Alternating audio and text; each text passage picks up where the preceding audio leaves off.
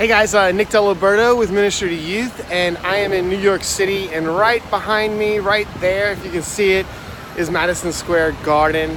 And I'm actually here for a few days with my son for his 14th birthday, and it's been a really cool experience being here. I wanted to shoot a quick video and tell you what's wrong with, or not really what's wrong, but the problem with setting goals. Because at the beginning of the year, a lot of people talk about goal setting and New Year's resolutions and all of that stuff. And actually, I'm a big proponent of setting goals. I do that in my life personally, as well as our family does that as well. And you can, watch more about our family experience with setting goals for 2018 in a previous video that I just shot a few days ago. I'll link to it below this one. But it's really cold out here. My nose is red. It's about to fall off. It's like 12 degrees. Yesterday, a snow blizzard hit New York City, and it was insane. Anyway, so excuse my red nose, like Rudolph. Anyway, so the problem I see with setting goals is when you're constantly focused on your goals, you're focused on what you don't have.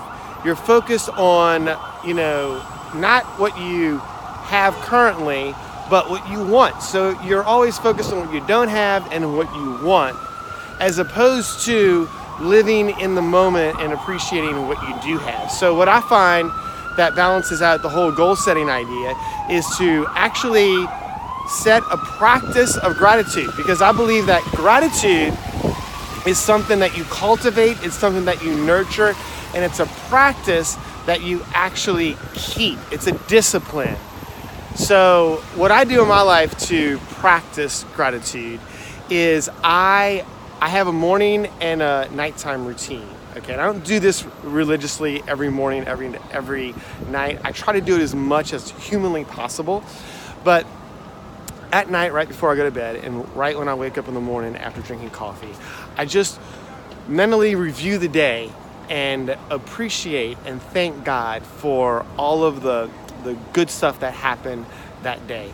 The big stuff, the little stuff, and everything in between.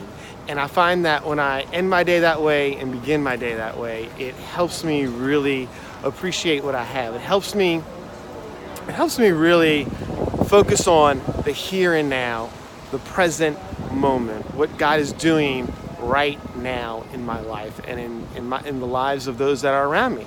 So that's pretty cool. I encourage you to create your own practice of gratitude so that it balances out any goal setting stuff that you have for 2018. That said, a few things that I'm personally grateful for I wanted to share with you. Number one, obviously being here in New York City.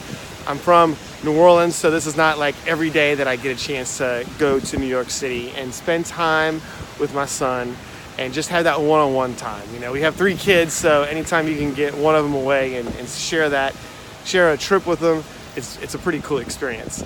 The other thing that I'm grateful for is all that God has done in my family's life and then in my personal life over the last really 6 months. I mean, there's like a spiritual renewal that I'm experiencing in my personal life. I feel a very strong sense of God's presence in my everyday life, and it's a pretty cool experience. So that said, I'm also very thankful for the Ministry to Youth community. That's all of you that are watching this video and that use our youth ministry lessons and games that we post on our site and all the stuff that we put online.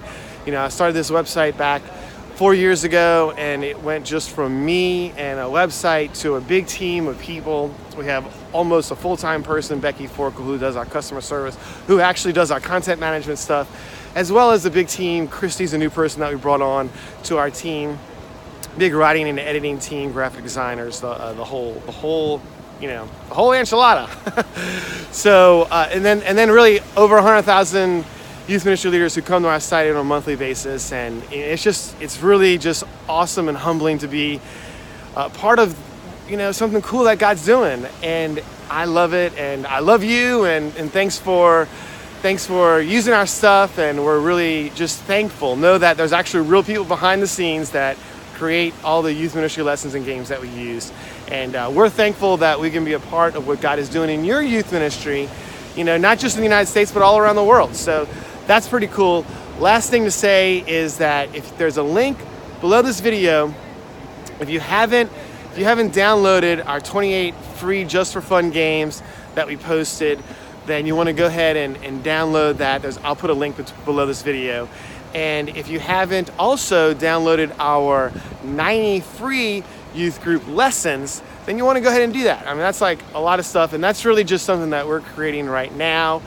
One of the reasons we're creating all that free stuff is just to say, hey, we're grateful for you. We're grateful, we're grateful for everything that you do in your youth ministry. So we want to create some free stuff at the beginning of the year to give it out. Of course, we have our paid stuff, and you can check that out on our website as well. But as a way to give back to you, we create a lot of awesome free stuff. So there you go. Thanks for watching this video, and I'll say goodbye from Madison Square Garden, and my nose is almost frozen.